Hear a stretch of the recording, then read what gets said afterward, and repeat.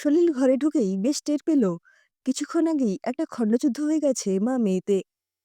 এটা তার পরিবারের একটা নিত্যনৈমিত্তিক ব্যাপার যদিও।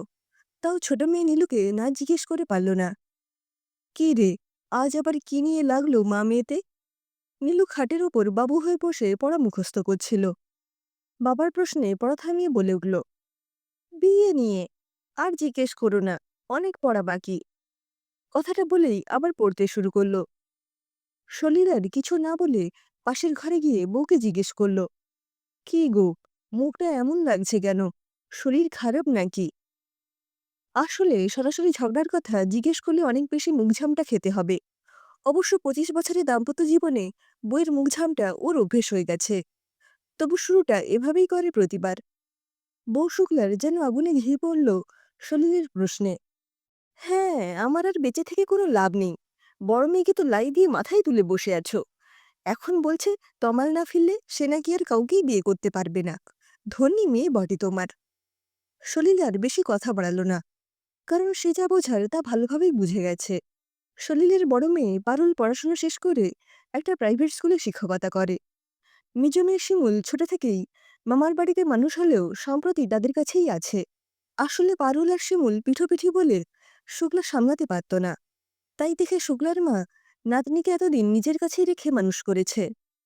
কয়েক মাস আগে শুক্লার মা মারা যেতে সলিল মেয়েকে মামাবাড়ি থেকে নিজের কাছে নিয়ে এসেছে। সলিল খুব অভাবের মধ্যেই মেয়েদের মানুষ করলেও তাদের পড়াশুনোয় কোনো খামতি হতে দেয়নি। বাড়ি ভাড়া ছাড়া নিজের রোজগার বলতে ছোটখাটো কম্পাউন্ডারি। একসময় এক ডাক্তারের চেম্বারে কাজ করায় কিছু কিছু শিখেছিল, সেটা এখন কাজে লাগায়। তবে তাতে টেনে টুনে সংসারটা যা হোক করে চলে যায়। পারুল স্কুলে চাকরি পাওয়ার পর একটু স্বস্তি। তবে মেয়ের বিয়ে নিয়ে সলিল আর ওর বউয়ের খুব চিন্তা। চিন্তার একটা বড় কারণ ওদের পাড়ার তমাল।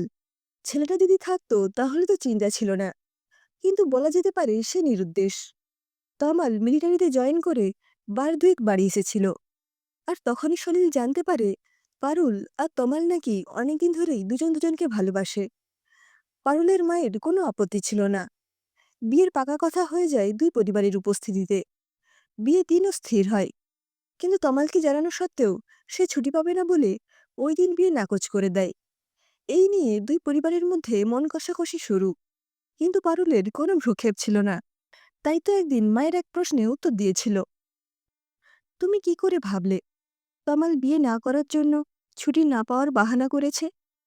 শুক্লা বেশ ঝাঁঝের সাথে উত্তর দিয়েছিল, দেশে কি আর চাকরি নেই? পড়াশোনায় তো খুব ভালো, একটা অন্য কোনো চাকরি খুঁজে নিতে পারল না?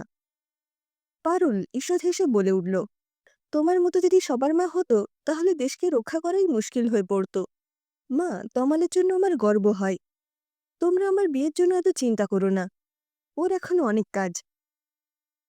কথা শেষ হওয়ার আগেই শুক্লা বলে উঠল, চিন্তা তো থাকবেই, শিমুলের ব্যবস্থাও তো করতে হবে নাকি? এখন নীলু ছোট হলেও তার চিন্তাও আছে। তুই শুধু তোর চিন্তাই করিস, বোনেদের কথাও ভাবতে হবে, বুঝলি? আরও একবার তমাল বিয়ের জন্য ছুটি পেল না। তখন কাশ্মীর নিয়ে দেশে উথালপাথাল চলছে। ছুটি মঞ্জুর হলো না। পারুল শুনে যেন কিছুই হয়নি এমন করে ফোনে তমালকে এই বলে আশ্বস্ত করল যে সে সারাটা জীবন তার অপেক্ষা করে কাটিয়ে দিতে পারে হাসি মুখে। তাই তমাল যেন তার দায়িত্ব সম্পূর্ণ করেই ফেরে। মেয়ের মুখে এই কথা শুনে শুক্লার রাগে গা জ্বলে উঠল। মেয়েকে হাজার কথা শুনিয়ে প্রাণ একটু ঠান্ডা করল। পারুলকে বারবার বোঝালেও সে এক কথাই বলতে থাকে, তমালকে আমার চেয়ে বেশি এখন দেশের প্রয়োজন। ওকে ওর কাজ করতে দাও, আর শিমুলের বিয়ে দিয়ে দাও। ও কেন আমার জন্য সাফার করবে? পারুলের কথাই ফলে গেল। শুক্লা ভালো পাত্র হাতছাড়া করল না। শিমুলের বিয়ে হয়ে গেল। তমালের ফোন বেশ কিছুদিন ধরেই সুইচ অফ বলছে। এই নিয়ে তার বাড়িতে সবাই খুব চিন্তায় আছে। পারুলও কেমন যেন চুপচাপ হয়ে গেছে, আগের মতো আর কথা বলে না। শুক্লা অবশ্য বিয়ের কথা বলা প্রায় ছেড়েই দিয়েছে। সলিল অসুস্থ হওয়ার পর পারুলই বাইরের সব কাজ করে। আসলে শুক্লা ভেবেই নিয়েছিল তমাল আর কোনোদিনও ফিরবে না। শুধু শুক্লা কেন, তমালের পরিবারও তার প্রায় আশার আশা ছেড়েই দিয়েছিল। সেই সময় শত্রু দেশের হাতে বেশ কিছু সৈন্য বন্দী হওয়ার খবরে সবারই ধারণা বদ্ধ হয়। কিন্তু পারুল কথা বিশ্বাস করত না। কেউ আরো এক কাঠি এগিয়ে বলতো, ও দেশের জন্য শহীদ হয়েছে, তুই এবার বিয়ে করে সংসার কর, তার জন্য অপেক্ষা করতে করতে তো বুড়ি হয়ে যাবি। পারুল কথার উত্তরে বেশ মেজাজ দেখিয়ে বলতো, তাতে তোর কি? আমি বুড়ি হয়ে গেলেও ও আমাকে বিয়ে করবে, এটা জেনে রাখিস। সত্যি, পারুলের বিয়ের বয়স পেরিয়ে গেল। দুই বোনের বিয়েও হয়ে গেল। পারুলের বিশ্বাস এক ফোঁটাও টাল খেল না, যেন আরো বেশি দৃঢ় হয়ে উঠল। তমালের ফেরার আশায় পাতলা হয়ে যাওয়া চুলে বেনি করে, ফ্যাকাশে মুখে পাউডার বুলিয়ে, কপালে ছোট্ট একটা টিপ পরে সেজে, জানলার গড়ার ধরে দু চোখে তৃষ্ণার্ত দৃষ্টি নিয়ে ফ্যালফেল করে তাকিয়ে থাকতো পথের দিকে।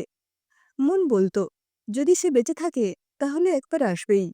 পারুলকে দেখে এখন সবাই হেসে বলে, এই হলো কপাল, সময় বিয়ে করলো না, এখন সংসারে নতুন প্রেমিক ধরার জন্য দাঁড়িয়ে আছে। দেখে গা পিত্তি জ্বলে যায়। পারুল এসব কথা যেন শুনেও শোনে না। তার মন তমালকে বিশ্বাস করতে চায়, তাতে যে কোনো মূল্য দিতে হয় দেবে, কিছুতেই পিছপা হবে না। মৃত্যুর আগে যদি দেখা না হয়, তো পরের জন্মে সে নিশ্চয়ই তমালকে পাবে। তার নির্ভেজাল বিশ্বাস সত্যি হলো।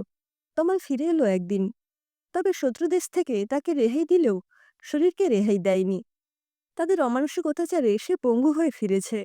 পারুল যে তার জন্য এতদিন অপেক্ষা করে আছে, এটা তার বিশ্বাস করতে অনেক সময় লেগেছিল। দুজনের চোখের জল আর কোনো বাধা মানেনি। পারুলের দৃঢ় বিশ্বাস আর অটুট ভালোবাসায় ও মনের মানুষকে নিজের করে পেয়েছিল।